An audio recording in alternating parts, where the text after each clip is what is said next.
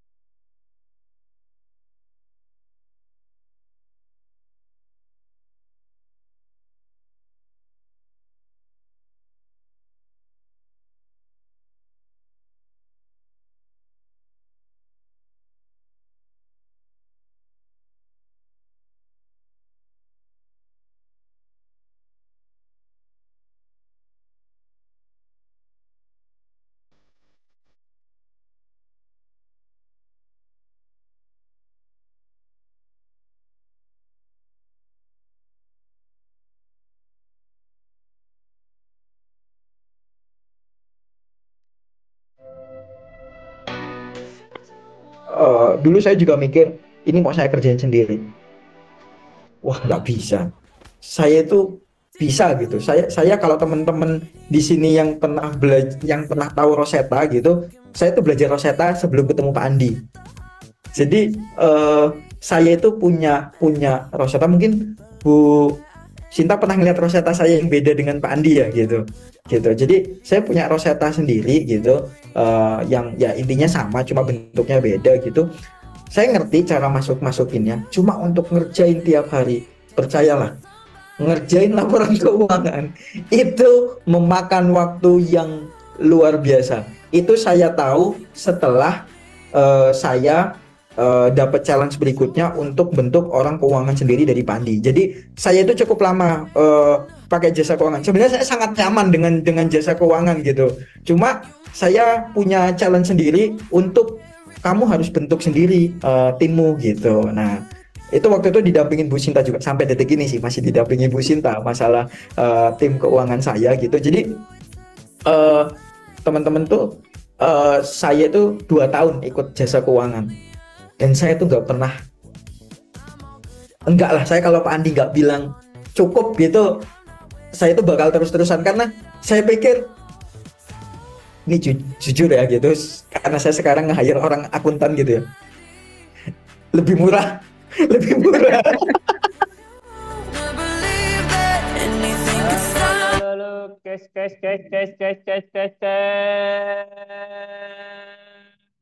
Cash.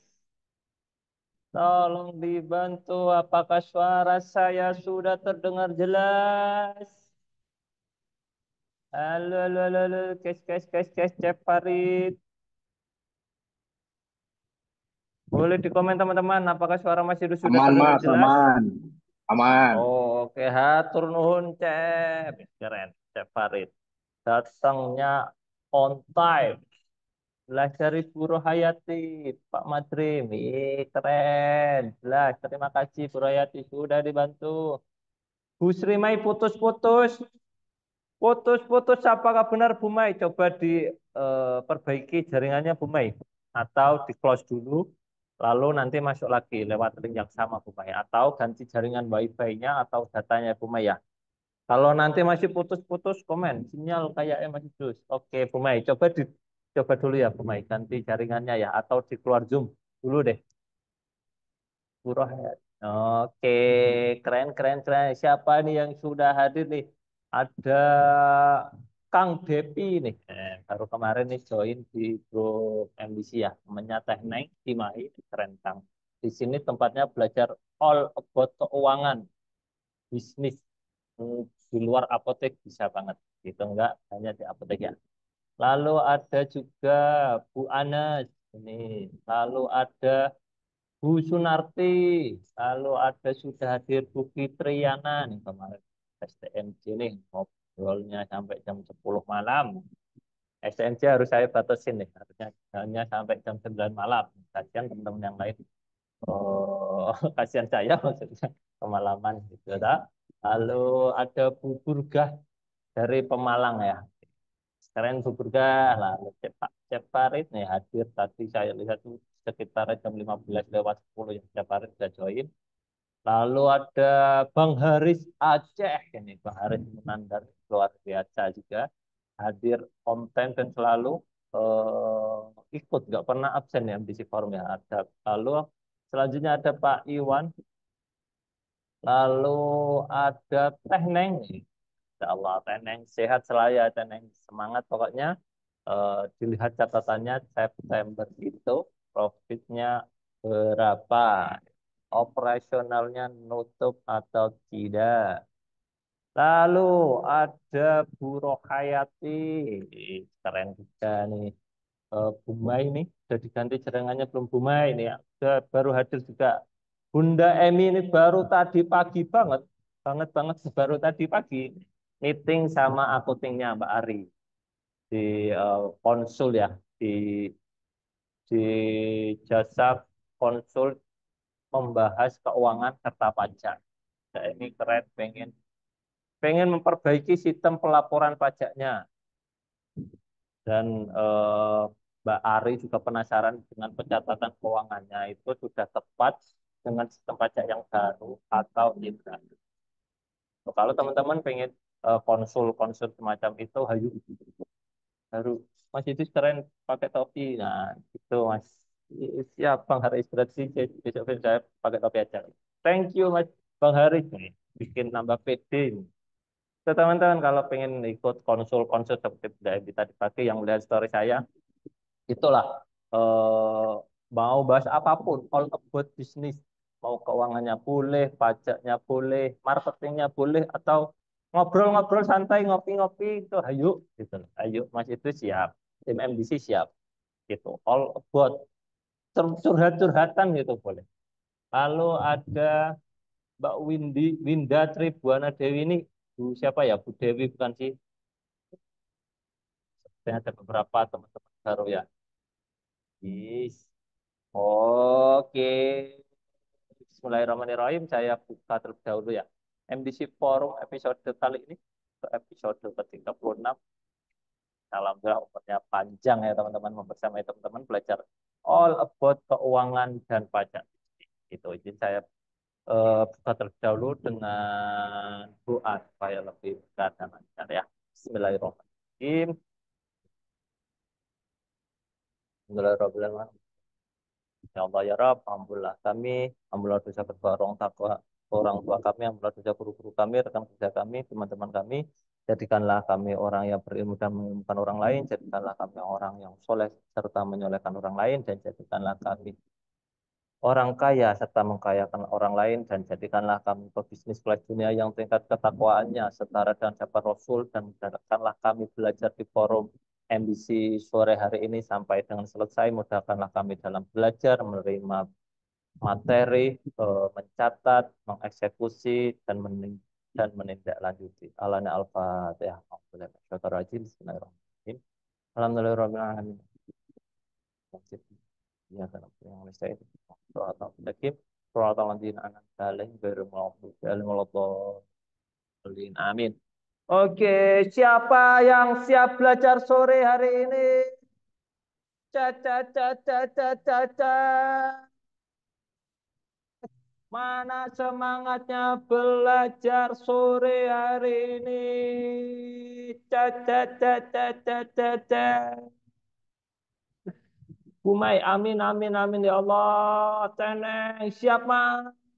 Bumai siap, Pak Iwan siap. Ayo siapa lagi komen? Mas Tirta siap.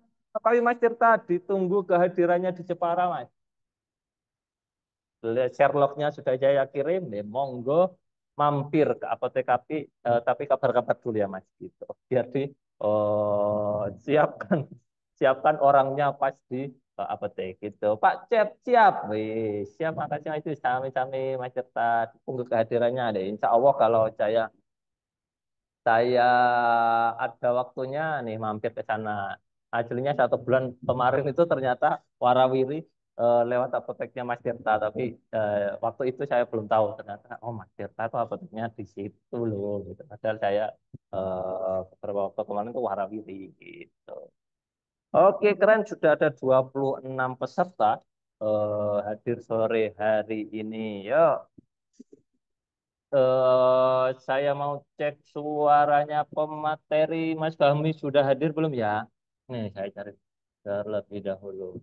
Mas Fahmi sudah hadir. Oh, keren Halo, keren keren keren. Nih sore hari ini ya teman-teman ya. Mas Fahmi Mas Fahmi udah melihat teman-teman udah melihat apa sih judul saya hari ini tuh? Bisnis tanpa laporan keuangan. Oh, berjalan buta tanpa arah gitu tau. Padahal apoteknya tuh diem kok berjalan tuh gimana? Gitu lah. Buat teman-teman yang bingung apoteknya, apotekku kok gini-gini aja ya, dari buka udah 10 tahun kok ya hanya gini gitu loh.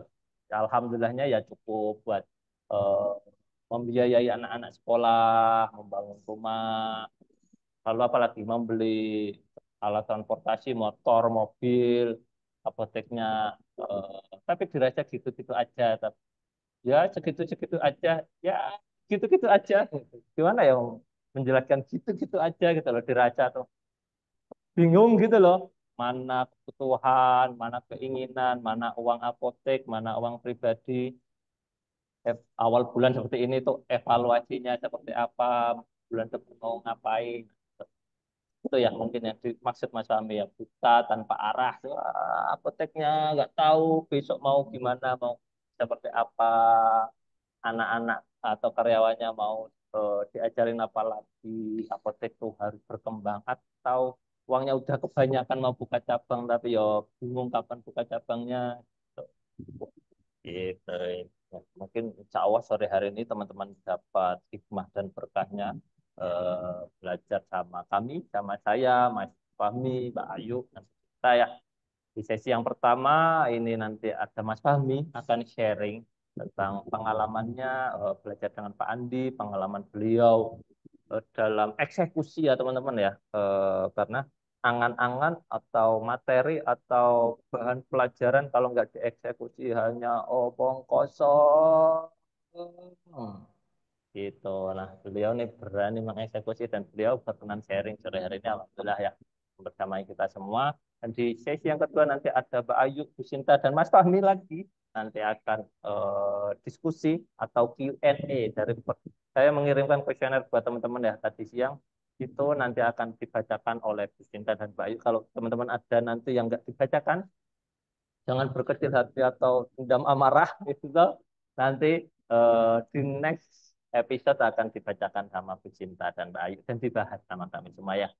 Gitu. Nih, di sesi yang pertama kita akan ketemu dan sharing bersama Mas Fahmi. Beliau yang belum kenal beliau, nih saya kenalkan. Beliau Mas Fahmi, beliau adalah apoteker di apoteknya sendiri di daerah Aceh dan beliau sempat belajar dengan Pak Andi di salah satu cabangnya Pak Andi yang berada di Brosot dan eksekusi banyak banget ilmunya dari Pak Andi di daerah Brosot Jogja dan diterapkan beliau di daerahnya Aceh sana. Pasti akan ada perbedaan eksekusi atau penerapan ilmu ya.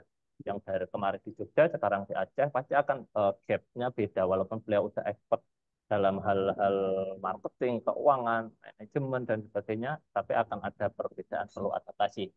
Gitu. Kita sambut pemateri yang luar biasa sore hari ini, Mas Fahmi. Halo, Assalamualaikum. Makasih Mas Idus. Baik Sama-sama teman-teman, Mas Fahmi. ya jumpa lagi kita di hari Rabu ini di MDC Forum.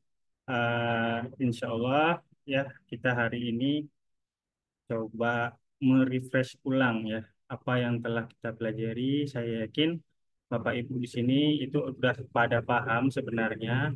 Cuman izinkan saya untuk menjelaskan kembali gitu ya. Dan boleh sekali nanti kalau misalkan ada masukan, kalau ada yang salah, silahkan nanti langsung aja ditegur sayanya gitu ya. Nah, eh, baik kita mulai aja. Kita saya share dulu ya. Seperti yang udah tadi Mas Idus jelaskan ya, materi kita hari ini adalah di mana ah, pengaruh dari bisnis yang tanpa laporan keuangan itu sama kayak berjalan buta tanpa arah. Gitu. Udah buta berani jalan gitu ya, tanpa ada panduan. Apa sih resikonya gitu ya? Oke, mungkin kali ini materinya agak banyak rumus-rumusnya. Saya eh, nggak terlalu banyak sih ya, tapi saya pengennya sih ini bisa tetap fun gitu ya, dapat ilmunya tapi tidak membosankan ya. Saya coba ya. Oke, kelihatan di layarnya. Boleh dicek dulu. Kelihatan, kelihatan, kelihatan. Oke, makasih. Nah, mau ke arah mana sih bisnis kita ya? Apakah ke arah kanan yang kita pengennya nambah cabang atau nambah pelayanannya lebih ya yang dulunya cuman apotek biasa pengennya punya ada praktek dokter, pengen nanti buka klinik gitu ya. Atau mungkin mungkin pengen nambah banyak sedekah dari usahanya gitu ya. Yang dulunya sedekahnya cuman ratusan ribu bisa sedekahnya jutaan gitu ya.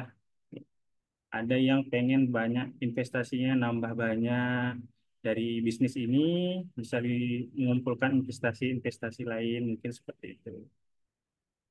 Atau malah kita secara tidak sadar gitu ya. Kita mengarah ke kiri gitu yang ada ke jurang yang ada buayanya nih. Nah, ini buaya ini diam-diam dia senyum-senyum ya. Siap menerkam kita kalau kita nggak aware, nggak aware dengan laporan keuangan. Kenapa? Gitu ya.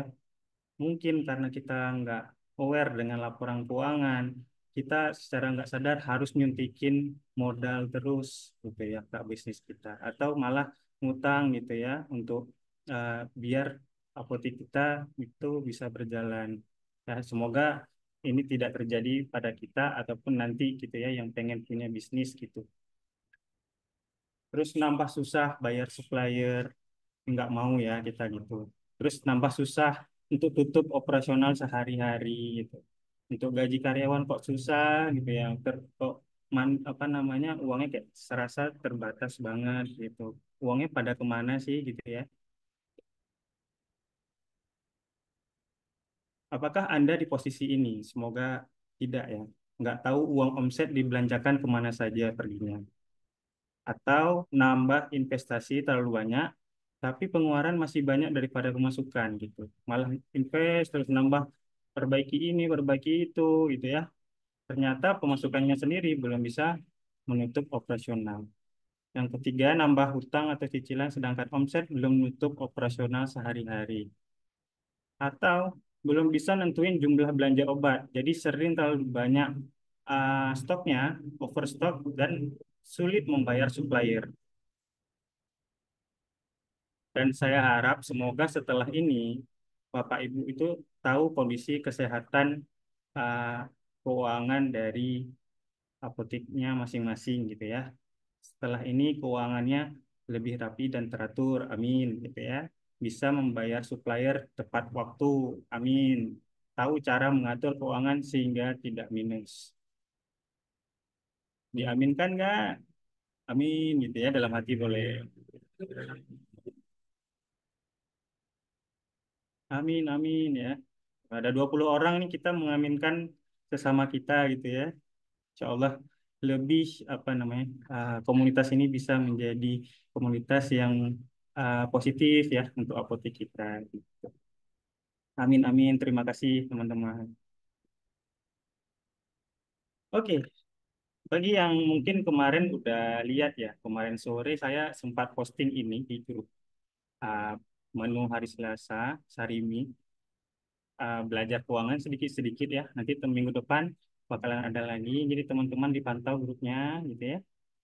Jadi ada kasus satu apotik yang punya laporan keuangan ini ya, ini potongan ya. Sebenarnya kita nggak bisa kalau lihat secara keseluruhan, tapi di sini kita uh, poin apa sih yang mau saya tunjukkan gitu ya. Sebelum itu saya bacakan dulu laporannya. Ini biaya dari satu apotek ini per bulan itu 6.428.800 rupiah minus 6.428.800 rupiah atau 3,96% dari omsetnya bulan itu. Lalu laba per harinya dikumpulkan yaitu 38.709.244 rupiah atau 23,87% dari omsetnya di bulan itu. Dan diketahui OCF-nya, operational cash flow-nya itu di minus 3,6 juta 5.214 rupiah. Nah, pertanyaannya ya, apakah apotek ini dalam kondisi yang sehat? Ya, udah ada berbagai macam respon ya kemarin ya. Ada yang bilang oke, apa namanya baik baik gitu ya, karena terlihat memang jelas ini apotek dengan biaya segini ya, apotek yang biaya 3,96% tuh wah itu keren banget gitu, karena uh, saya pribadi tuh paling 10% itu yang paling paling udah mentok gitu ya, uh, paling rendah gitu. Tapi dengan dengan menekan biaya ini jadi laba perharinya itu jadi gede gitu ya, 23,87% gitu. Tapi apakah ini termasuk keuangan yang sehat? Di sini ada kita lihat OCF-nya ini minus. Oke, ini adalah materi yang kita bakalan bahas hari ini. Kemarin saya udah janji ya untuk jelaskan lebih banyak tentang OCF ini di hari ini. Oke, ini disimpan dulu ya teman-teman, di apa uh, keep dulu ya, kita jelaskan setelah materi. Cash is king, cash flow is queen. Ya, jadi cash itu penting ya, cash itu penting dan cash flow itu nggak kalah penting. Kenapa? Cash flow adalah kunci utama kita agar bisnis kita itu bisa sukses dalam jangka panjang. Saya yakin teman-teman nggak mau dong suksesnya itu cuma sebentar gitu ya, atau uh, pengennya apoteknya cuma berapa tahun gitu. Saya yakin nggak pasti nggak mau seperti itu ya kan. Nah, makanya kita harus tahu cara mengelola cash flow kita. Uh, dan bisnis nggak kita pungkiri pasti butuh cash sebagai bahan bakar agar bisnisnya terus berputar. Kalau nggak ada cash bakalan susah nanti ya.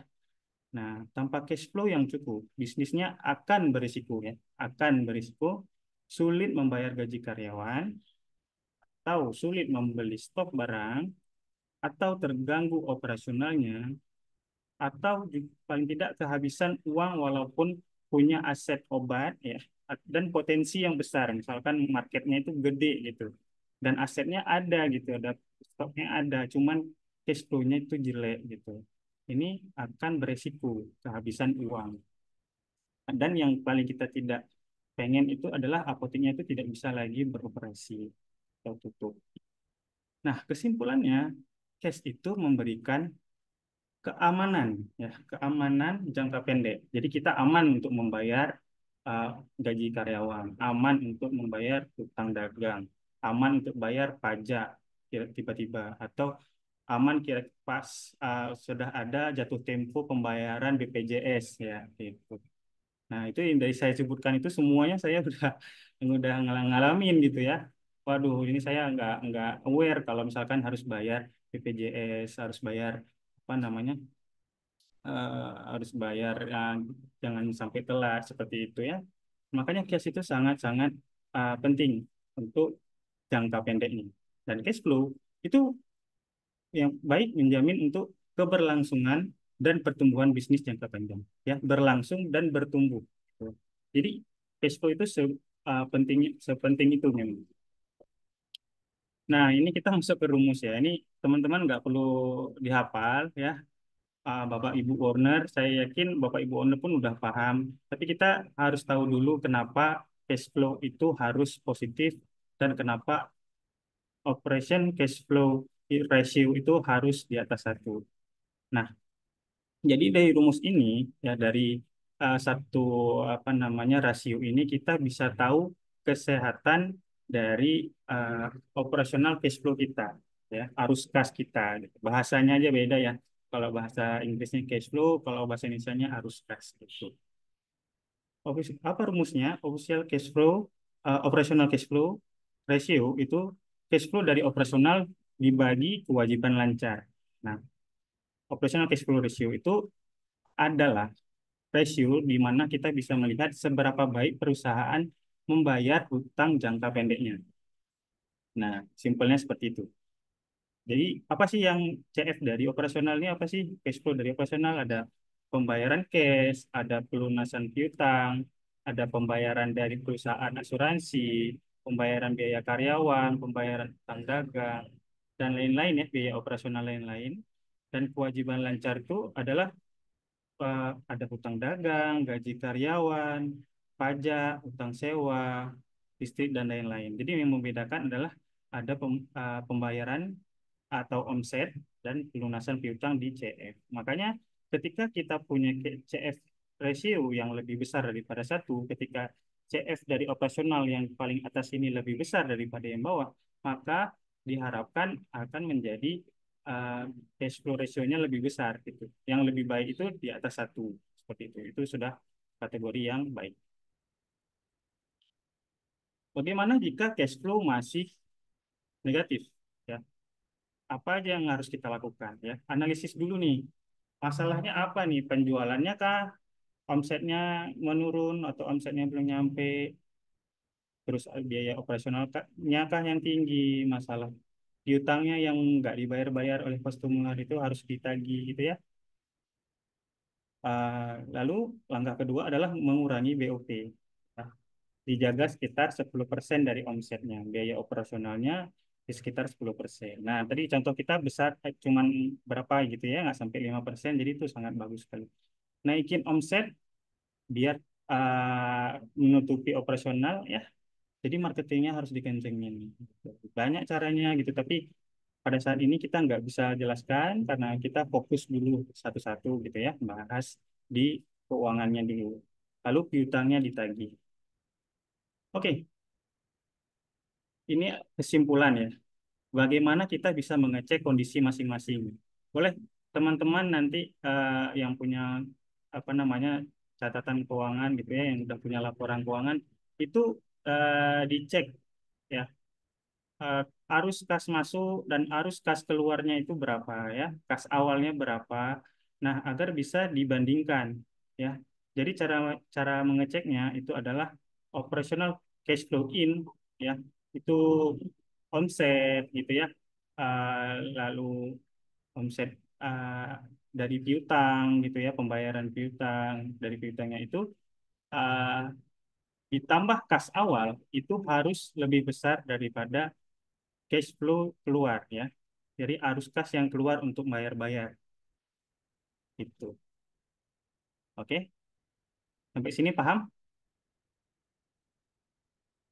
Kalau belum paham, saya enggak lanjut dulu. Ya, saya pastikan teman-teman itu paham. Paham, Mas? Oke. Mantap ya, nih. Jadi, yang masuk, ya, dan kas awal itu dijumlahkan dibandingkan dengan cash flow-nya. Mana nih yang lebih besar? Apakah cash flow in plus kas awal atau cash flow yang keluar? Oke? Nah, lalu apa lagi yang harus diperhatikan? Yaitu yang kedua ada total operational cash flow. Totalnya itu dari cash flow operasionalnya itu berapa? Apakah sudah positif ya, apa masih netral gitu ya? Lalu kondisinya apa sih? Yuk kita bahas satu-satu. Kesehatan keuangan yang sangat sehat itu punya perbandingan antara operational cash flow in plus kas awal itu jauh lebih besar daripada cash flow out-nya. Tuh. Dan juga punya total operational cash flow yang besar gitu ya. Jadi jumlah value-nya itu besar gitu ya. Jadi sangat aman lah gitu. Ini semoga kita suatu saat bisa sampai di posisi ini. Jadi kondisi si apoteknya itu untung dan uh, cash flow-nya itu sehat gitu. Lalu di posisi ini teman-teman kalau mau memikirkan ekspansi, membuka cabang, investasi itu udah boleh gitu. Bahkan bisa dari cash flow-nya ini tanpa memakai dari uh, tambahan modal lain gitu ya. Kalau misalkan pengaturannya itu sangat baik. Tuh. Lalu yang sehat itu lebih besar ya, tapi nggak terlalu besar. Jadi ini total OCF-nya pasti positif juga. Jadi ini aman gitu ya. Nah, di sini apa yang harus dilakukan? Ini efisiensi. Apakah dengan mengecilkan omset, mengecilkan operasional, sorry, mengecilkan operasional, maka nanti akan lebih besar apa namanya memperkecil CF out-nya seperti itu ya.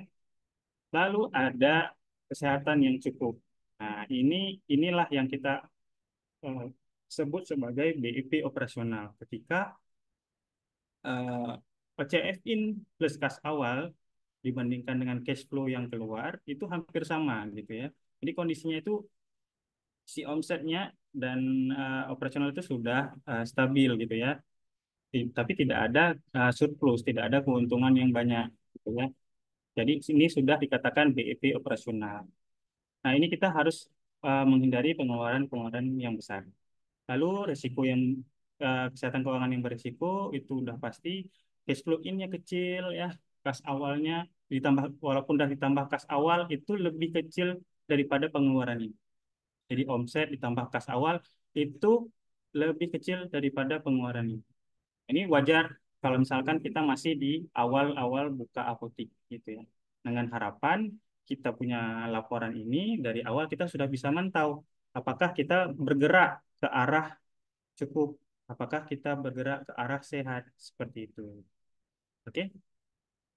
Nah, ini masih masuk ke dalam kondisi yang beresiko. Jadi kita harus lebih ekstra nih marketingnya biar omsetnya naik gitu ya. Dan biayanya ditekan, jangan malah malah menambah biaya-biaya yang dirasa kurang kurang menguntungkan dari segi cash flow itu. Lalu yang terakhir tidak sehat, udah pasti ini semuanya lebih kecil, negatif besar, dan defisit sangat besar. Nah, ini nih harus dilihat lagi, diatur ulang biayanya. Ini apa yang salah ini? Apakah operasionalnya ini memang uh, apa namanya nggak bisa diperkecil lagi gitu ya? Atau mungkin memang sistem bisnisnya itu sangat-sangat boros gitu ya. Misalkan sistemnya tuh operasionalnya harus membayar aplikasi yang sangat mahal setiap bulan dengan kita belum punya masukan yang gede. Nah, itu nanti bakalan terus minus kalau kita tidak mengatur ulang biayanya. Gitu.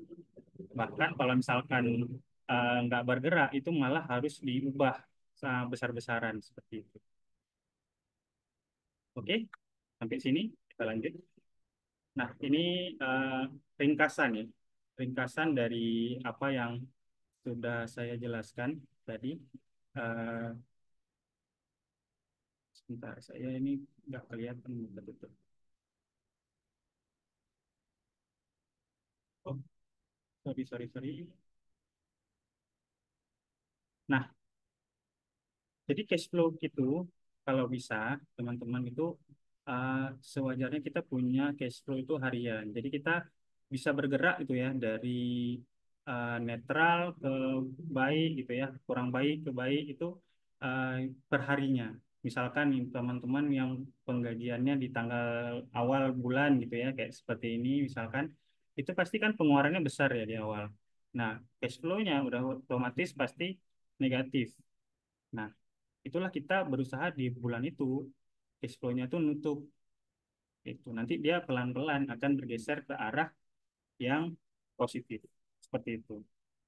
Nah, apa saja sih yang bisa kita kerjakan kalau misalkan positif tuh kita udah bisa budget apa namanya memisahkan nih seperti ada satu bagian untuk di operasionalnya, dua bagiannya bisa untuk kita simpan untuk investasi gitu ya, untuk tabungan profit kita lah istilahnya gitu. Ada rekening sendiri. Nah, di rekening itulah nanti kita mau mengembangkan apotek baru misalkan. Lalu yang kedua itu ada yang posisi netral ya, baru BEP operasional. Selamat kalau sampai sini itu udah checkpoint yang pertama bahwa kita berhasil menutupi operasionalnya. Ya. Lalu di sini harus kita tingkatkan dulu nih efisiensinya, biaya operasionalnya ya. Omsetnya langsung masih tetap harus dinaikkan seperti itu.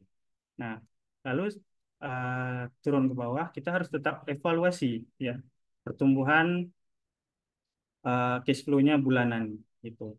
Misalkan bulan lalu gitu ya, kayaknya cash flow-nya negatif. Bulan ini gimana? Ada naik nggak gitu ya?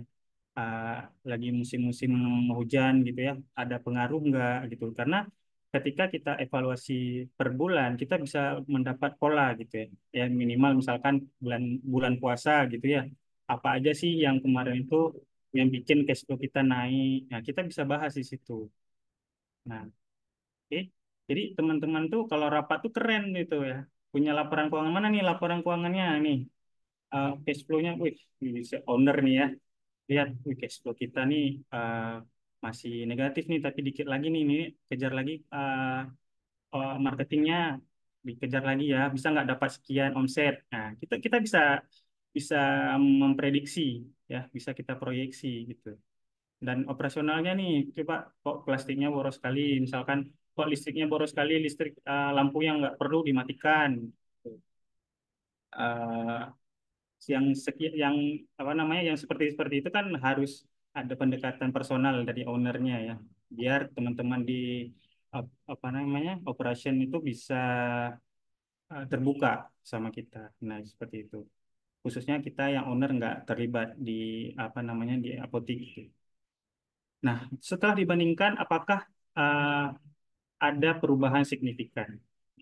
Kok tiba-tiba bulan ini operasional apa OCF operation OCF out-nya itu CF out-nya itu kok membesar gitu ya?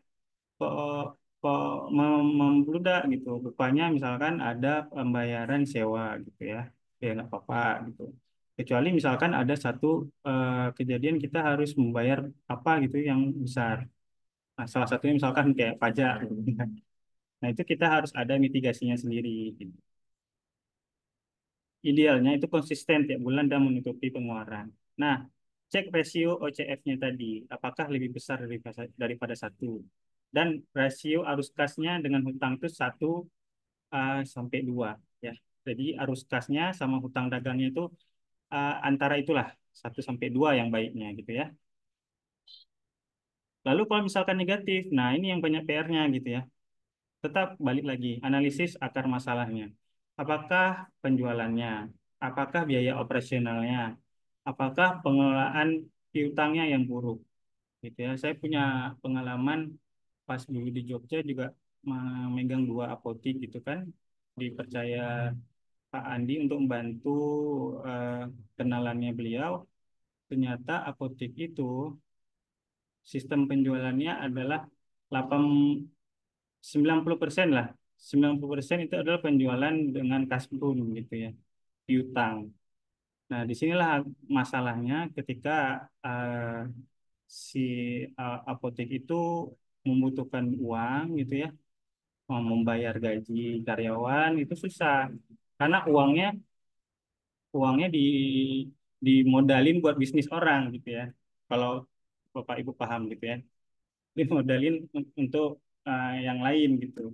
Nah, jadi masalah tersendiri kalau misalkan kita pengelolaan piutangnya itu buruk.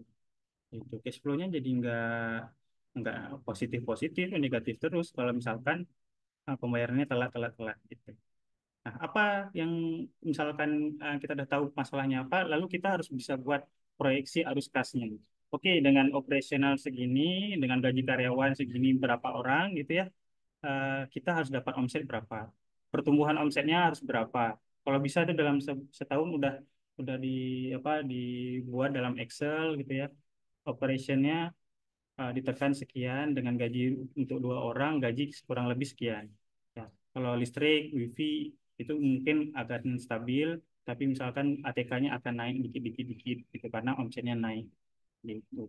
Nah, untuk naik itu kita butuh marketing berapa? Kita harus bisa koreksi itu gitu. Agar kita bisa uh, memperkirakan target omset yang harus kita kejar. Tuh, jadi target omset tuh harus ada dasarnya juga gitu biar kita nutupin dari operationnya. Lalu setelah kita buat proyeksi di situ kita targetkan ya paling enggak misalkan ada masalah dengan pembayaran hutang dagang ya paling enggak latihan dulu deh hutang dagangnya tuh perbandingannya 1:2 gitu. Dicoba dulu lah 1:2. Jadi kalau misalkan utangnya 10 juta, ada cash sekitar 5 juta gitu yang kita pegang gitu. Paling enggak seperti itu. Yang bagusnya sebenarnya 1:1 utang dagang sama cash. Tapi kalau misalkan yang punya perbandingan jauh lebih besar daripada itu, ya apakah 1:4, 1:5 gitu, latihan dulu deh itu di 1:2 gitu. Caranya itu bisa misalkan ya pertama pasti kita omset dinaikkan gitu ya. Lalu pesannya itu nanti pesan yang Pareto dulu seminggu pesan, seminggu enggak, seminggu pesan, seminggu enggak gitu. Lalu eh, pelunasan piutangnya jangan dipulkan dulu gitu ya. Eh, Misalkan dibatasi sekitar berapa persen dari omset gitu. Lalu yang kedua, targetkan juga untuk bisa bayar utang dagang dan pelunasan piutangnya itu teratur ya pelan-pelan yang pertamanya telat jadi telat seminggu misalkan jadi telat 3 hari jadi tepat waktu gitu ya karena itu urusannya nanti dengan supplier mereka akan apa ya kredibilitas kita itu akan dinilai juga dari situ dengan apa namanya kesanggupan kita bayar gitu itu yang saya lihat ketika pengalaman saya waktu di apa namanya PBF gitu ya apotek-apotek yang pembayarannya susah itu bakalan nggak diprioritaskan seperti itulah itu yang ketiga biaya operasional itu kalau bisa di 10% dan omsetnya berapa gitu targetnya untuk mencapai BIP operasional BIP operasional aja dulu gitu untuk teman-teman yang baru mulai misalkan gitu ya oke mungkin itu aja dari saya kita balik lagi ke sini kira-kira apotek ini masuknya kemana?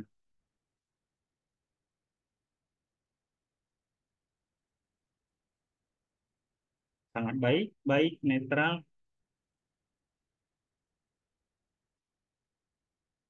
Ada yang udah bisa jawab? Ini pada diam, diam semua bingung atau apa nih? Sakit. Aduh, sakit ya. Emang saya tadi bilangnya sakit ya? Kurang sehat, ya. Sakit. Ya, mungkin ya kita kurang tahu uh, rinciannya kenapa operasionalnya kurang. Mungkin mungkin pelunasannya ada pembelian yang besar, jadi pelunasannya harus besar daripada omset gitu. Itu beresiko, beresiko. Oke. udah pada inilah, udah mulai ada yang paham gitu ya. Belum bisa jawab karena belum paham gitu. Ya, nanti pelan-pelan Ibu ya. Kita bakalan ini. Nanti kalau misalkan masih bingung bisa langsung aja ke Mas Idus. Mas, ah, ini kalau saya mau konsul, saya udah mau konsul tentang OCF gitu ya. Kira-kira saya gimana nih, sehat nggak, sehat nggak? Tuh. Oke, mungkin itu aja tentang sehat nggak sehat ya, aman nggak aman, tentang arah yang kemana, kanan atau kiri. Saya harap Bapak Ibu usahanya, bisnisnya sehat selalu ya, bapak ibunya juga ikut sehat gitu ya, insya Allah kalau misalkan bisnisnya sehat kita juga tambah sehat gitu ya, gitu. Mungkin itu aja. Mas Idus, saya balikkan ke Mas Idus dulu. Oke, terima kasih Mas Hadi.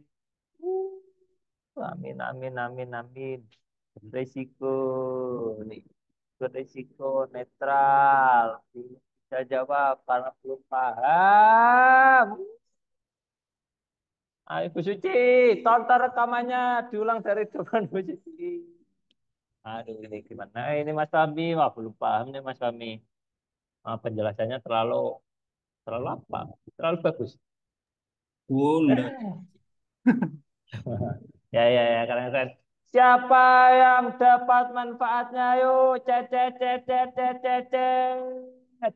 Yang belum paham, cet, belum paham, belum paham. Nih, saya mau ngumpulin teman-teman yang belum paham. Terus, teman-teman. Nggak masalah, belum paham. Nanti mungkin kita perlu perlu curhat deh, atau perlu ngobrol, perlu diskusi, ngopi-ngopi bareng atau ngeteh-ngeteh bareng gitu loh. Pembahasannya ringan, loh. Tekneng, nanti tekneng ringan, mantap. Ini berarti levelnya tekneng itu udah zut. Nah, naik, naik udah beberapa level katanya. Bu Fitri masih bingung. Oke, saya catat Bu Fitri. Mbak Teti Sunarti belum paham banget. iPhone ini siapa? Saya tidak tahu. Tolong ganti namanya iPhone. Oke, mau saya bantu toh? Ayo ganti namanya dulu iPhone. Nah, siapa lagi belum paham? Oh, Dokter Jojor belum paham. Oke, siap dokter. Mana lagi yang belum paham? Belum paham, belum paham. Saya Dokter, rasa wajar ya Mas ya kalau belum paham, karena mungkin ini dunia yang baru gitu ya. Eh, kita harus ngurusin, harus liatin rasio keuangan dan apa namanya, harus mikirin banyak hal, marketingnya, operasionnya gitu ya. Belum lagi pasiennya yang unik-unik gitu. Saya rasa wajar belum paham. Yang penting pantengin terus itu, nanti Mas Idus bakalan eh, apa notice di grup ya, ada belajar-belajar menu-menu ya Mas Idus ya. betul Mas Fahmi ini teman-teman yang masih tanya mana linknya Mas Idus, mana linknya Mas Idus. Yang ada link yang kita sharing atau diskusi atau edukasinya tentang keuangan dan all about business ya.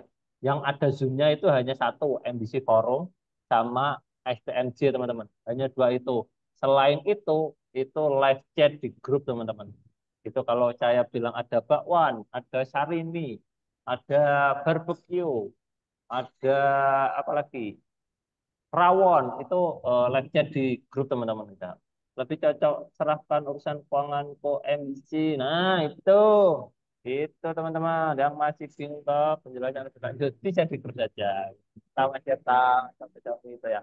Tuh teman-teman yang belum paham, tapi saya yakin lebih banyak yang lebih paham karena yang belum paham ini saya catat hanya 5. Oke, ada 5 dan Dr. Bu Fancy, Mas Depi, kalau Mas Depi ini Kang Depi ya, member baru di sini Pak Pacar kalau belum paham karena baru pertama kali. So, ini Mbak Fitri ini, kok bisa Mbak Fitri belum paham nih gimana Mbak Fitri Kalimantan nggak ya? Atau Bu Fitri Tuban ini? Kalau Mbak Fitri Kalimantan nih yang enggak lah ya, harusnya udah jago ini keuangannya ya. So ya teman-teman, kalau mau ngobrol-ngobrol, bingung toh laporan keuangannya, risih atau nggak nyaman atau malu atau nggak enak lah ngobrol di grup, ayo kita konsultasi private teman-teman, private private gitu ya. Ini saya serius pengen melayani teman-teman di bulan dari bulan Oktober yang Juni. ini. Di Kalau bulan saya melihat Oktober ini ini, sepenangkapan saya ya, ini mungkin di siklusnya bulan itu jadi Oktober 2 bulan ini begitu sih. itu Mungkin suaranya bocor teman-teman. Ayo. Oke, di bulan Oktober ini saya pengen sharing sharing sama teman-teman, tapi serius. Sharingnya serius, benar-benar serius. Kita gali dan memberikan insight serta solusi sesuai kebutuhannya teman-teman gitu. Kalau belum berkenan untuk konsultasi one on one yang harganya 1,5 juta, saya fasilitasi yang lebih murah teman-teman. Ada mini post, private owner sharing, kita ngobrol sama saya sama tim ahli MDC, terutama yang pastinya ya, karena saya sendiri pasti kesulitan untuk memberikan semua solusi baik dari keuangan, marketing, HRD dan sebagainya. Eh, saya sendiri pasti nggak bisa membahas itu. Makanya saya akan menggandeng tim ahli MDC, kita akan sharing yang serius mau belajar ini. Hayu kita diskusi atau curhat, kita ngobrol di sini, saling bertukar pikiran, apa yang bingung di keuangan ini. Bagian mana yang belum paham, nanti kami jelaskan, masih itu jelaskan. Gitu ya, di Tambahkan Mas mini Idus. post, private owner sharing. Gimana Mas Fahmi? Ya, nanti apa ya? Ini mungkin banyak yang saya rasa pengen punya keuangan yang keren lah, Mas Idus ya. Saya rasa banyak yang pengen gitu kan. Tapi mungkin sebelum ke sana tuh merasa kayak nggak layak atau kayak bingung mulainya dari mana gitu ya. Bahkan untuk laporan keuangan tuh nggak kebayang gitu Mas. Mulainya dari mana tuh nyatetnya? Apakah apa aja yang harus dicatat setiap hari kah gitu ya? Bahkan sebenarnya yang udah ikut pos itu kan ada juga yang problemnya ternyata eh, di operation di operationnya itu belum belum clear gitu. Di operationnya itu kan ini harus beralih ya dari yang belum punya laporan keuangan jadi punya laporan keuangan. Pasti kan harus ada satu orang yang ditunjuk untuk jadi apa namanya eh, mengurusi keuangan inilah di apotek gitu kan. Nah, ketika itu pasti ada, aduh ini gimana ya, nggak ke handle gitu-gitu. Nah, kita kita kita bisa bantu. Atau malah mungkin kayak solusinya itu bukan dari keuangan gitu ya, malah dari marketing gitu ya. Gimana caranya itu banyak juga yang itu kita bisa sharing juga situ nanti teman-teman bisa dapat insight-insight baru mungkin ya. Nanti kita sharing-sharing lah di situ di mini post ya Mas Idus ya. Ya, betul Mas Fahmi ini untuk Nanti bisa melayani langsung teman-teman. japri Mas Idus aja. Nah, so, teman-teman langsung japri saya ya teman-teman ya. Jangan chat di sini, jangan chat di grup. Siapa yang mau kami layani untuk mini post ini, chat di grup, chat di grup, chat di grup. Oke, itu ya teman-teman ya. Oke, kita lanjut ke sesi yang kedua. Ini saya serahkan ke Mbak Ayu aja ya. Mbak Ayu aja. Ini biar dipandu oleh Mbak Ayu. Halo, halo Mbak Ayu. Sudah ready? Oke, halo Mas Idus. Halo teman-teman dari Apoteker, Bapak dan Ibu Owner. Selamat sore semuanya. Oke, pada episode ke-36 ini kami akan membahas dan menjawab pertanyaan ya hasil kuesioner yang telah kami terima. Kami mengambil 5 kuesioner yang memiliki bobot penuh ya, dalam artian mewakili pertanyaan-pertanyaan lainnya. Seperti itu. Oke, ini saya langsung saja izin share screen sebentar.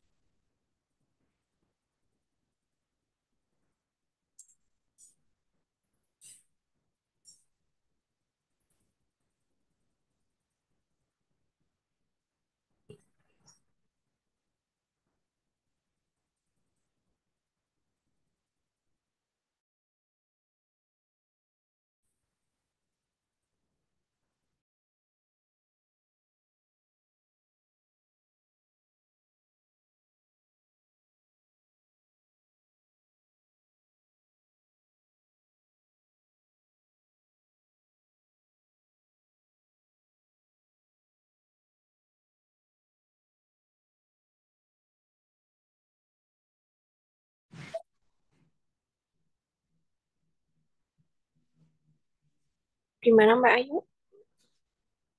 Apa saya bisa bantu?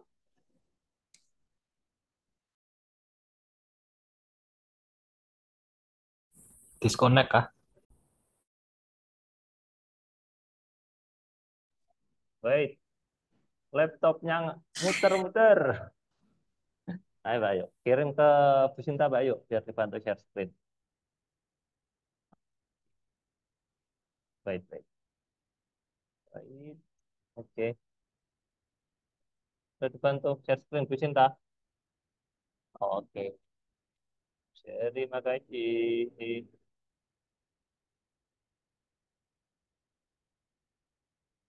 Oh, monggo, Mbak Ayu.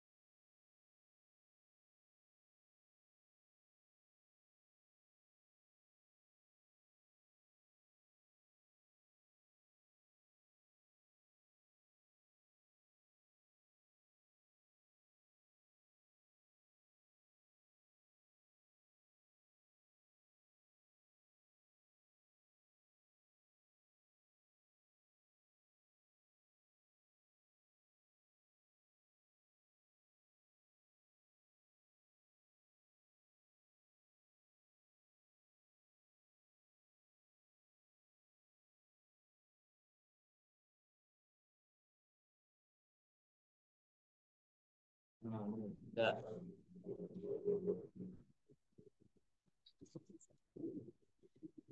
Oke, untuk pertanyaan yang pertama adalah pertanyaan dari Ibu Emi Fitria. Beliau menanyakan faktor apa saja sebagai penentu dalam pengambilan keputusan bisnis berdasarkan laporan keuangan. Oke, pertanyaannya bagus sekali. Saya akan coba menjawabnya. Untuk laporan keuangan sendiri dapat memberikan gambaran tentang kondisi perusahaan, sehingga dapat dikatakan sebagai penentu pengambilan keputusan bisnis. Untuk faktornya, yang pertama melihat laporan neraca.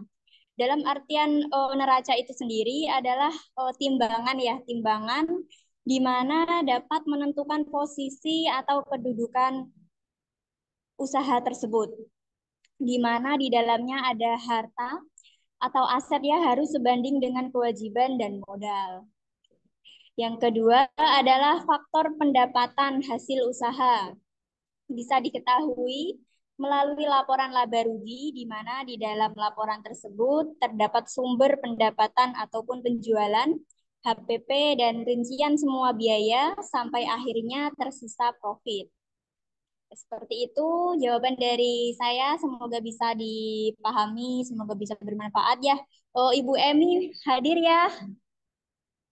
Ya, dari Bu Sinta, misal ada tambahan ya dari atas penjelasan untuk jawaban dari pertanyaannya Bu Emi bisa disampaikan Bu Sinta. Oke. Mungkin saya hanya menambahkan sedikit Kalau mau saja ya. lanjut, Halo. Suara saya terdengar ya? Terdengar, terdengar. Oke. Mungkin saya hanya menambahkan sedikit saja dari yang disampaikan Mbak Ayu. Nggih. Maaf kalau suara saya agak ya agak rada-rada serak gitu ya. Jadi mungkin dari Mbak Ayu tadi ada neraca, ada laba rugi gitu ya. Secara simpelnya adalah ketika kita melihat neraca yang tadi disampaikan Mbak Ayu itu adalah timbangan, itu ada namanya di sana ada akun kas, kemudian ada akun bank gitu ya, kemudian ada persediaan, ada piutang. Nah, dari angka-angka tersebut kita bisa menentukan langkah apa nantinya gitu ya, dengan melihat berapa sih uang cash saya gitu ya, berapa sih utang dagang saya. Nah, itu namanya rasio likuiditas ya masuknya ya. Nah, itu tadi juga sudah disampaikan dicuplik juga sama oleh Pak Mas Fahmi ya, ketika dengan melihat apa namanya kondisi keuangan itu bisa nanti untuk mengatur terkait sama pembayaran hutang, operasional seperti itu. Nah, kemudian di neraca juga ada persediaan, bisa melihat persediaan di akhir periode itu ada angka berapa, kemudian bisa untuk mengatur namanya perputaran persediaan ya. Jadi istilahnya itonya gitu ya, itu di angka berapa gitu. Kemudian di laba rugi yang tadi disampaikan Mbak Ayu ya, ada namanya net profit, tapi dari laba rugi itu juga kita bisa melihat gimana? Kita juga bisa melihat prosentase-prosentase dengan melihat HPP satu ya, dalam laba rugi itu ada namanya HPP. Dari HPP itu kita bisa melihat berapa persen HPP kita. Oh, ini terlalu tinggi atau terlalu rendah. Jadi kita bisa menentukan ke depannya kita harus seperti apa, harus menurunkankah atau apa namanya dengan kondisi kita HPP yang sekian itu sudah cukup normalkah gitu ya. Kemudian ada namanya biaya operasional gitu ya. Biaya operasional itu juga ada prosentasenya. Tadi juga sudah disepil sama Mas Fahmi juga terkait berapa sih operasional kita yang bagus gitu ya, di angka berapa persen gitu ya. Kemudian nanti di akhir laba rugi itu ada namanya net profit. Di situ juga akan terlihat nanti persentase net profitnya. Nah, net profit itu juga sebagai dasar ya, artinya ketika kita sudah mengetahui angka persentase net profit itu, kita juga sudah bisa uh, itu rapot kita gitu ya. Nah, itu net profit itu harus apakah sudah cukup dengan sekian persen atau kita harus menaikkan berapa persen dengan efisiensi yang entah itu operasionalnya, entah itu HPP-nya gitu. Oke, kemudian ada satu lagi tambahan tadi sudah disampaikan Mbak Ayu itu adalah neraca dan laba rugi. Nah, dengan laporan keuangan itu kita juga tadi ada OCF, FCF gitu ya, ICF. Nah, kalau yang terkait OCF sama ICF itu sudah juga dijelaskan sama Mas Fahmi di depan ya, mungkin sangat detail penjelasannya. Nah, itu sebagai kalau kita mengetahui OCF kita itu bisa menentukan keputusan kita ke depannya itu seperti apa, entah itu kita pelunasan hutangnya bagaimana, kemudian operasional apa saja yang harus kita prioritaskan seperti itu. Ya, itu saja dari saya Mbak Ayu tambahannya. Terima kasih. Mungkin dari Mas Fahmi mau menambahkan silakan. Baik, terima kasih Bu Sinta. Mungkin tambahannya apa ya? Tadi sudah disinggung juga masalah HPP gitu ya. Nah, ini HPP ini persentasenya itu yang paling besar gitu ya. Dari namanya apotek itu ada apa namanya stok obat itu yang paling mahal gitu ya.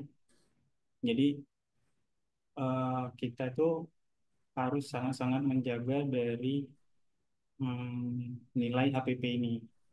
Nah, HPP ini kisarannya untuk bisnis apotek itu sekitar 75% gitu ya. Itu udah sangat udah bagus gitu. Kalau misalkan bisa di bawah itu mungkin luar biasa ya, keren sekali gitu. Jadi uh, ada beberapa cara gitu. Misalkan teman-teman yang punya sistem itu pasti adalah kelihatan HPP sistem gitu. Nah, itu bisa jadi perkiraan kita bahwa HPP ini kita kisarannya berapa sih gitu ya. Dan apa aja yang bisa kita perbuat untuk mengurangi nilai HPP ini. Nah, itu banyak apotek yang masih kendalanya di situ. HPP yang tinggi itu menandakan bahwa banyaknya mungkin barang-barang yang tidak jalan gitu. Nanti uh, kita bisa bantu gimana caranya di kelas jasa keuangan ya, di jasa keuangan di pos private online sharing. Nanti kita bisa langsung ketemu sama timnya yang eksekusi, ownernya untuk bahas gimana caranya kita bisa menekan dari HPP ini, terutama barang-barang yang dead stock yang akan ED seperti itu ya. Itu gimana caranya kita bisa ngeluarin itu. Nah, bagaimana sistemnya, gimana cara eksekusinya itu ada caranya tersendiri gitu. Kadang kita tahu nih dead stocknya ini kalau kita tarik dari sistem, tapi cara keluarinnya itu gimana untuk apa namanya mengajak teman-teman di operasional untuk bisa keluarin barang itu gimana caranya itu ada caranya sendiri. Gitu. Mungkin itu aja tambahan dari saya, Bu Sinta. Terima kasih Bu Sinta, Pak Fahmi. Ya, lanjut untuk pertanyaan kedua. Bisa digeser ini. Ini Bu. Yaitu pertanyaan bagaimana cara menghitung pajak, baik itu pajak reklame, pajak belanja, atau padahal belanja di PBF sudah termasuk pajak, serta batas minimal atau maksimal berapa pajak penghasilan yang dihitung. Pertanyaan dari Ibu Sri Mei Dianawati. Ibunya hadir di sini apa tidak ya? Kalau hadir, jawab hadir ya Bu ya. Pertanyaannya sangat bagus. Ya, mohon untuk dijawab Bu Sinta. Ya, baik. Ini mungkin saya hanya menjawab poin-poinnya saja, nggak Bu Sri Mai, gitu ya. Sampai nanti ketemu kita di pos selanjutnya. Oke, kita hanya poin-poinnya saja. Terkait sama pajak reklame, kalau pajak reklame itu kan bukan pajak dalam negeri ya, kita setornya ke daerah ya. Kalau reklame itu. Nah, pajak reklame itu biasanya 25% dari nilai reklame. Nah, nilai sewa reklame gitu ya. Nah, nilai sewa reklame ini pun perhitungannya biasanya kan dari pemerintah itu sudah menetapkan rupiahnya ya per meternya gitu, per meter perseginya. Jadi kita tahu nilai sewa reklame itu dari berapa luasnya reklame, maksudnya berapa perseginya gitu ya, misalnya contoh 50 persegi gitu ya, 50 meter persegi gitu, nanti dikalikan sama uh, nilai sewa yang sudah ditetapkan pemerintah tersebut kali berapa bulan gitu ya, kita mau mau apa namanya pasang reklame tersebut, entah 1 bulan, 1 tahun gitu ya. Kemudian dari nilai itu kita kalikan 25%. Nah, itu pajak reklamenya.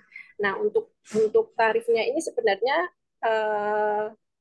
berbeda-beda sih, berbeda-beda tergantung daerahnya.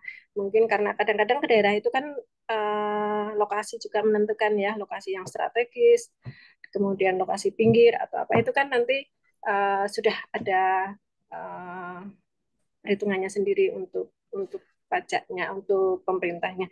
Jadi ini masuknya bukan ke dalam negeri, bukan ke DJP, tapi ke pemerintah daerah gitu.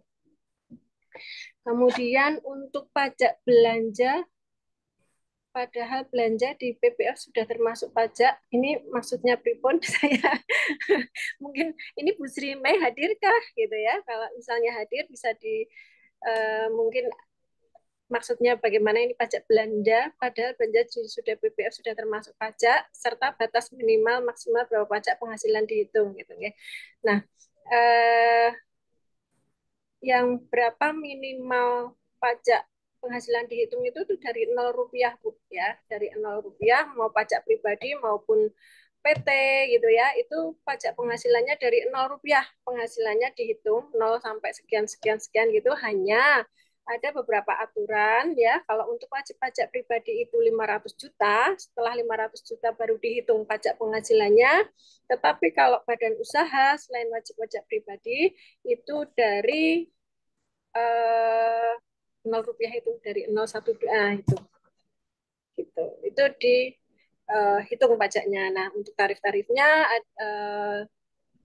ada beberapa ini ya. Kalau tarif masih, kalau PT itu 3,5 tahun, yang tarif PPh final ya 5,5% ya. Kalau PT 3 tahun, pribadi 7 tahun, kemudian yang CV 4 tahun. Setelah itu pakai tarif normal gitu. Itu Ibu, mungkin jawaban saya bisa sedikit membantu ya. Nanti kalau mau membahas lebih panjang lagi, kita di pos ya Bu ya. Kita ketemu di pos bulan ini. Oke, lanjut untuk pertanyaan yang ketiga. Pertanyaan ketiga. Oke, pertanyaan ketiga ini dari Bapak Arif Kurniawan. Beliau menanyakan bagaimana bisa mengerti keuangan bisnis dalam waktu 1 bulan. Oke, jawabannya adalah belajar belajar rutin ya Pak ya. Oke, dari Bu Sinta bisa mohon dibantu menjawabnya Bu. Saran-sarannya mungkin. Ya, belajar gitu ya. Tapi itu belajar itu penting, tapi mungkin lebih yang jelas kita mengetahui dulu poin-poinnya ya. Kita pahami dulu laporan keuangan itu apa gitu ya. Kemudian poin-poinnya misalnya kayak laba rugi, neraca itu. Jadi laporan keuangan kan intinya hanya 3 itu ya, neraca, laba rugi, dan cash flow. Intinya itu. Nah, kita pahami laba rugi itu isinya apa saja ya, pendapatan itu apa, HPP itu apa, biaya itu apa. Nah, kita pahami satu-satu itu. Kemudian di neraca juga, di neraca itu ada namanya persediaan, kemudian ada hutang, gitu ya. Kemudian yang jelas nanti dalam artian gini, kalau kita eh, 1 bulan itu cepet banget ya. 1 bulan itu cepet banget gitu ya. Yang intinya kita pahami itu, yang poin-poin itu, kemudian kita belajar menganalisa. Oh, dengan laba rugi ini kita bagaimana sih gitu. Oh, laba rugi saya yang tadi disampaikan di awal tadi ada PP sekian. Oh, analisanya bagaimana sih? Gitu. Nah, belajar menganalisa. Kalau sudah belajar menganalisa, kita buat simulasinya seperti itu. Itu Pak, mungkin dari Mas Fahmi Pak. Silahkan, ada tambahan? Atau Mbak Ayu mau menambahkan sedikit? Berapa tahun Bu Sinta belajar keuangan Bu? Ya, kalau kita belajar sih, kalau sebagai owner ya, saya dengan segitu banyak obat yang harus dipikirin marketingnya gitu ya. Kita sebagai owner mungkin nggak harus bisa tahu sampai ke detail-detail gitu. Cuman kalau misalkan memang hobinya di situ nggak masalah, silakan monggo ya. Cuman kalau misalkan kita owner yang pengennya eh, punya cabang banyak gitu ya, bayangin ada berapa apotek ya gitu ya, kita paling ngerti poin-poinnya gitu, ngerti poin-poin yang seperti dibilang Bu Sinta tadi. Jadi kita bisa mengambil kesimpulan gitu. Salah satunya tadi yang sudah dijelaskan di awal ya, dan juga ada poin-poin lain yang seperti uh, laba laba rugi, neraca gitu ya, cash flow. Paling nggak tahu dulu istilahnya gitu, tahu apa yang harus dilihat angkanya, dan tahu cara menganalisanya gitu. Nah, mungkin kita, kalau saya pribadi belajarnya uh, by doing ya, belajarnya by doing, langsung langsung kejadian gitu. Tahu-tahu ada tagihan BPJS gitu, pusing ya, gitu. Kalau saya tipenya gitu, beda-beda ya. Mungkin itu Mbak Ayu, silakan disambung. Terima kasih Pak Fahmi, Bu Sinta, telah menjawab pertanyaan dari Bapak Arif Kurniawan. Semoga bisa membantu. Oke, lanjut untuk pertanyaan yang keempat. Pertanyaan dari Ibu Desi, menyusun keuangan yang benar itu bagaimana? Oke. Oke, mohon dijawab, dibantu untuk menjawab Bu Sinta untuk pertanyaan dari Bu Desi ya. Bagaimana penyusunan laporan keuangan yang baik dan benar?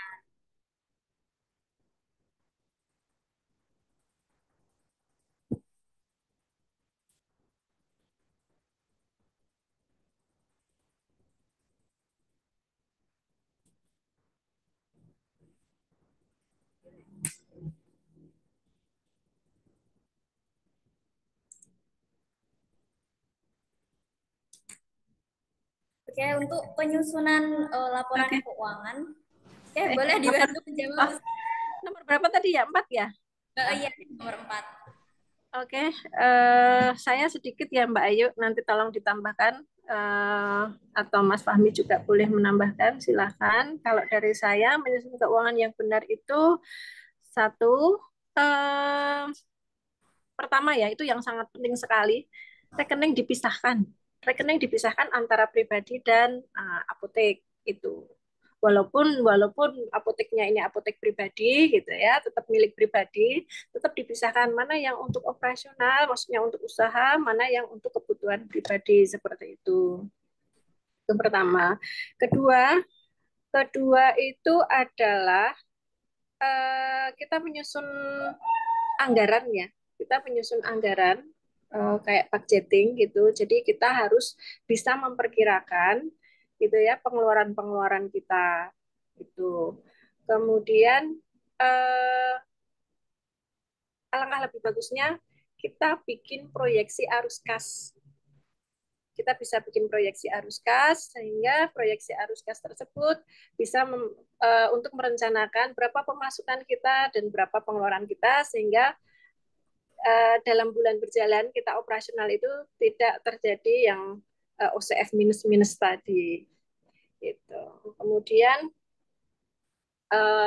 secara pencatatan juga di ada laporan keuangan juga 3 inti tadi ya, laba rugi neraca cash flow itu harus muncul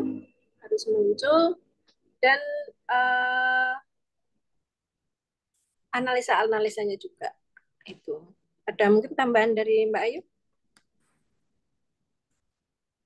Untuk penyusunan laporan keuangan yang benar, untuk hasilnya yang pertama adalah laporan laba rugi, laporan neraca, dan laporan arus kas. 3 poin itu sangat penting ya Bu dalam penyusunan laporan keuangan. Itu. Mungkin dari Pak Fahmi, misal ada tambahan penjelasan untuk jawaban dari pertanyaannya Ibu Desi, bisa disampaikan. Mungkin saya jawab dari sisi apoteker gitu ya, sisi seorang owner juga. Kalau nyusun laporan keuangan sendiri itu, Masya Allah, banyak sekali waktu yang terpakai gitu ya. Karena urusannya detail gitu ya. Eh, ada apa namanya salah masukkan sedikit di Excel, hasilnya beda. Waktu dibandingkan sama rekening di bank kok beda ya gitu. Pas di cash kok beda gitu. Liatin apa namanya perintilan-perintilan tuh lumayan apa namanya menghabiskan waktu gitu.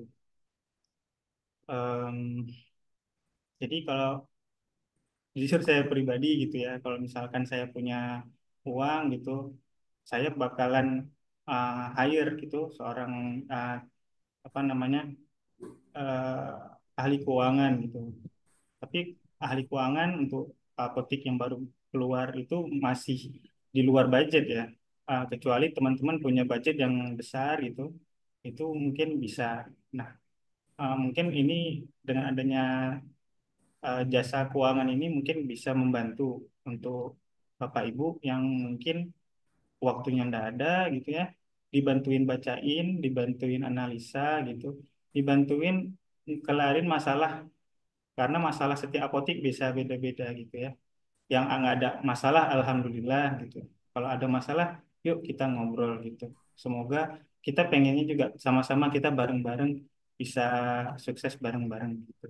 Nah, kalau misalkan dari saya mungkin itu ya yang laporan keuangan itu apoteker atau owner gitu ya.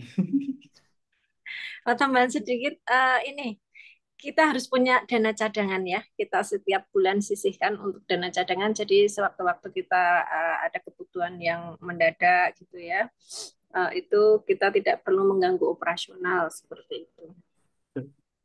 Betul sekali. Untuk pertanyaan laporan keuangan itu apoteker atau owner itu kembali ke masing-masing gitu. Di mana akadnya di awal waktu apa namanya kerjasama. Saya nggak punya pengalaman gitu karena kebetulan saya apotekernya sendiri dan saya pengen belajar sendiri juga gitu keuangan. Nah gitu. Tapi setelah saya apa pelajari bahwa bisnis apotek ini harus terlalu banyak ya yang di apa namanya dikendalikan semua bisnis itu ya. Harus banyak yang dikontrol dari operation, dari marketing gitu ya. Eh, belum habis marketing, nanti ada operationnya, ada belum selesai keuangan, nanti udah ada tagihan-tagihan. Nah itu bikin apa namanya nggak fokus gitu. Lebih baik kita mendelegasikan gitu ke orang lain agar kita bisa fokus ke intinya aja nih. Ini gimana sih keuangan kita aman-aman? Oke, kita mikirin yang lain. Oh belum aman, HPP-nya tinggi gitu. Bagian operation kemarin kita bahas operationnya gimana HPP-nya turun gitu. Jadi kita tuh bakalan punya tim yang paham sadar keuangan juga dengan owner yang punya mindset keuangan juga gitu. Jadi jalannya sama gitu. Ini itu Mbak Ayu. Terima kasih Pak Fahmi, Bu Sinta atas pembahasannya ya. Oke, lanjut untuk pertanyaan yang terakhir yaitu pertanyaan dari Ibu Ani Rahmawati. Dia bertanya cara tahapan memperbaiki keuangan dan perpajakan di omset yang turun naik. Oke, kaitannya dengan omset pasti marketing ya. Apakah marketingnya sudah dijalankan apa belum? Gitu. Oke, mohon dibantu untuk menjawab Ibu Sinta. Kalau saya marketing nol ya, jujur saya marketing nol gitu. Kayaknya saya mau melemparkan ke Mas Fahmi aja yang jagonya dia marketing. Silakan Mas Fahmi. Ya. Memperbaiki keuangan. Ini saya belum dapat, maksudnya memperbaiki keuangannya itu yang gimana gitu kan? Eh, karena kalau misalkan kita ngomong keuangan berarti kita ngomong data gitu. Jadi lebih enaknya kalau misalkan datanya jelas, clear, jadi kita bisa tahu gimana cara memperbaikinya gitu. Makanya tadi saya jelaskan di slide terakhir gitu, ada rangkuman lah gimana cara saya berpikir untuk jika cash flow saya negatif gitu. Jadi kan kalau cash flow negatif, kurangin omset atau naikin omset atau kurangin operasional, sorry. Naikin omset atau kurangin operasional. Nah, kalau misalkan naikin omset ya ceritanya ya otomatis marketing gitu ya. Kalau marketing berarti harus banyakin kalau kunjungannya mungkin gitu ya. Dari kunjungannya atau dari penjualan per orangnya. Nah, itu di laporan keuangan sebenarnya kelihatan gitu. Oh, kunjungannya sekian, eh, omsetnya sekian, persediaannya sekian. Kalau kita bandingkan persediaan sama omset, oh, ini sebenarnya masih bisa dikejar nih. Ini yang salah apa sih? Ya, jangan-jangan, jangan-jangan nih ya, marketingnya nggak perlu nih. Apotek ini nggak perlu marketing karena lokasinya strategis, gitu ya. Obatnya murah, tapi si operationnya, si staff di pelayanan itu tidak jago jualan. Misal gini, datang, Mas ada obat masuk angin nggak gitu? Oh ada, antangin gitu. Udah, mungkin ya. Saya ini contoh contoh bodoh lah istilahnya gitu ya. Padahal kita bisa menawarin face care, kita bisa nawarin balsem, kita harus nawarin obat tablet kimianya. Kalau misalkan dia sering kayak gitu. Nah, dari pelayanan yang kita tanyakan gitu ya, orang tuh memang pengennya obat masuk angin gitu, tapi kita harus cari tahu, oh dia masuk anginnya kenapa? Apakah dia masuk angin karena dari makanan kah, dari kerjaannya? Nah, itu kan eh, juga bisa di push ya teman-teman di operation gitu. Jadi kalau kita di apoteknya Pak Andi itu setiap kita briefing masuk shift masuk shift kita briefing, kita belajar. Kalau misalkan kasusnya ini, tep, kasusnya batuk pilek anak, kasihnya apa aja, ayo ayo gitu. Tek tek tek tek tek tek tek. Ini. Kasihnya ini. Oke. Habis itu di briefing itu dijelaskan juga apa namanya barang-barang apa namanya pesanan-pesanan yang belum dikejar gitu omsetnya, pesanan-pesanan yang udah ada orang minta tapi belum belum disediakan, atau bahkan barang-barang yang mau ide gitu ya, kita jelasin di situ teman-teman, kita jualin ini ya, kalau misalkan ada yang terkait ini kita jualin ini ya gitu. Nah itu satu sisi dari operation. Nah, kalau dari sisi marketing, kita bisa lihat dari kunjungan ya pasti. Dari kunjungannya gimana? Oh, kunjungannya cuma sekian gitu misalkan. Jadi lokasinya sebenarnya cocok nih. Kenapa ya kok turun? Nah, jadi itu bisa lain ceritanya kalau misalkan dulu sempat dulu sempat rame, sekarang nggak rame. Nah, itu ada masalah lain lagi gitu. Nah, tiba-tiba drop gitu. Itu kita harus cari tahu apakah memang eh, dari eksternal itu orang yang memang nggak belanja atau memang dari kitanya sebagai produk apoteknya itu belum belum bagus gitu. Jadi orang nggak balik lagi gitu. Nah, marketing marketing itu ya mendatangkan orang baru, tapi menjaganya itu kita sebagai produk apotek pelayanan pelayanan obatnya ketersediaan itu satu paket. Artinya sudah berusaha naikin omset, tapi pengunjungnya sering menolak. Nah, kalau sering menolak udah ditawarin berarti cara skrip ya, cara menawarkan mungkin yang bisa diperbaiki ya. Cara menawarkannya mungkin lebih ada skrip yang betul-betul ada kata-kata gitu ya, yang betul-betul bisa eh, menjual. Contoh deh, kita ke Alfamart gitu ya, belanja 100.000 lebih gitu. Tebus murahnya Kak, simple ya. Tebus murahnya Kak, ada ini, ada ini, ada ini. Harganya segini, segini, segini gitu. Kalau misalkan gini ya, saya mungkin satu sisi, Kak mau nggak kita tawarin obat yang lebih bagus gitu kan. Misalkan dia minta paracetamol biasa generik, sirup. Kita tahu ada Tempra, ada ada misalkan Pamol gitu yang harganya lebih di atas itu ya. Mau nggak saya tawar ini, mau nggak obat yang lebih bagus Bu gitu. Harganya nggak terlalu jauh beda kok misalkan gitu ya. Sekian, tapi insya Allah efeknya lebih cepat. Nah gitu. Itu mungkin bisa di script gitu, bisa dituliskan, dihafalkan dan dijelaskan gitu. Itu kalau sering menolak berarti cara closingnya yang cara closingnya si karyawan di apotek gitu. Mungkin bisa membantu ya Ibu apoteker Asri ya gitu. Cara mengukur biaya marketing boncos atau kurang banyak itu bagaimana ya dan cara menghitung biar tahu berapa biaya marketing. Oke. Nah, marketingnya gimana dulu gitu ya. Misalkan satu event, campaign ya. Campaignnya mau apa? Misalkan buat sosialisasi. Ya. Sosialisasi itu biayanya apa aja ya? Biayanya apa aja? Terus gimana cara mancing dia untuk datang ke apotek? Itu harus dipikirin. Dan kita ngitungnya itu bukan dari berapa banyak orang yang ikut sosialisasi, tapi dari sosialisasi itu orang itu bisa datang ke apotek dan orang di operasional, di karyawan di apotek itu bisa tahu kalau itu datang dari sosialisasi. Nah, itu gimana caranya? Itu ada caranya sendiri. Dan apa namanya? Setelah dikumpulkan datanya, misalkan kita kasih batas waktu, misalkan kalau misalkan ya promo gitu, sekian waktunya harus datang ke apotek kayak gitu.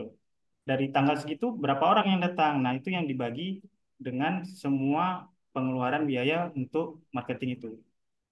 Nah, dibilang boncos ya, kalau kita apotek namanya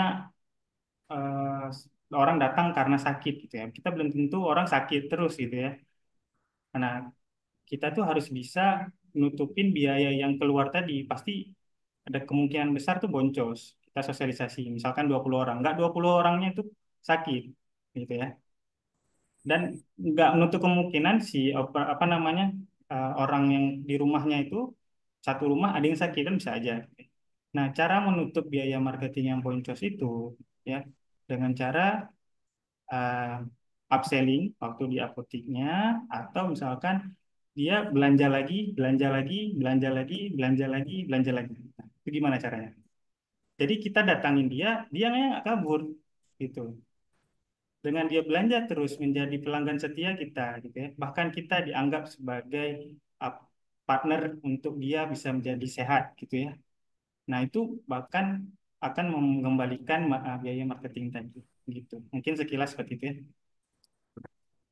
Oke, lumayan Pak Ayu. Dari saya itu aja. Pak Fahmi, Sinta.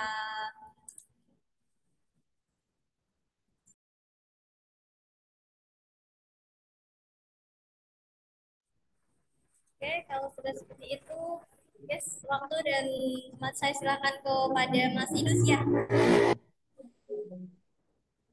Oke, luar biasa, semangat sekali ya Q&A ini. Sampai jam 5:06 masih ada pertanyaan dari Bu Ila, Pak Klio. Pak Klio ini ya, Pak Agung Ila ya. Oke, ini teman-teman yang pertanyaannya masih banyak nih, masih banyak yang tidak percaya nih. Ya, teman-teman. Nih, kalau yang masih pengen ngobrol atau tanya-tanya tentang marketing, keuangan, terutama keuangan sama pajak ya. Ini ayo ngobrol sama Bunda sama Mas Fahmi, saya fasilitasi di Pos ya, private on sharing, satu kali pertemuan, hanya 444.000 rupiah. 444.000 rupiah aja untuk bisa konsultasi dan diskusi sama Bu Sinta dan Mas Fahmi supaya teman-teman ini ngerti nih eksekusi mau seperti apa ya. Ini tadi saya masuk chat ke saya ini malah makin dijawab Mas Fahmi sama Bu Sinta makin banyak pertanyaan yang muncul. Ayo kita diskusi ya. Private via Zoom sama saya sama Mas Fahmi sama Bu Sinta hanya 444.000 rupiah.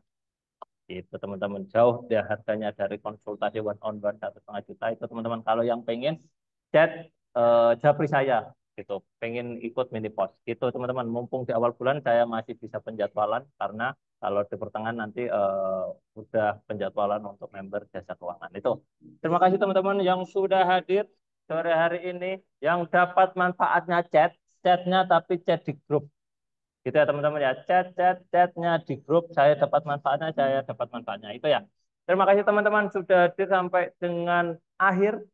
Ada 60 peserta ya. Terima kasih teman-teman MDC, Mbak Ayu, Mas Fahmi, Bu Cinta, dan Mas Nanang operator di belakang terselenggaranya Zoom yang luar biasa hari ini. Keren banget, transisinya keren.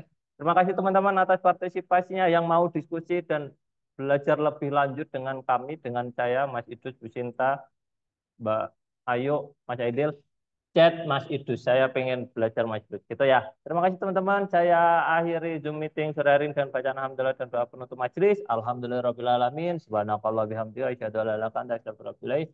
Kami atas nama tim MDC pamit teman-teman ya.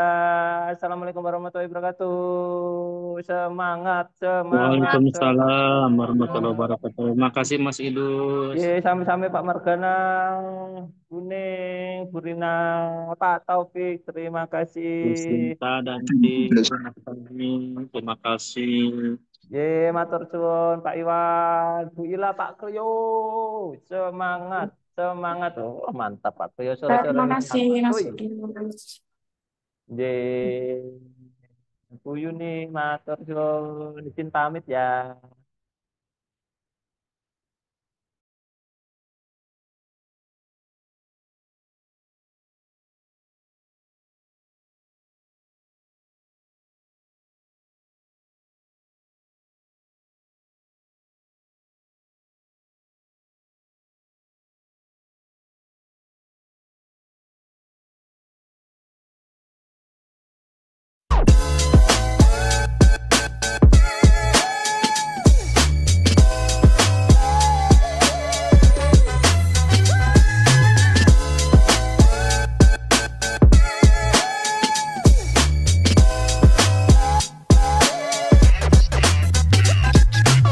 Melek duit, maksimalkan profit.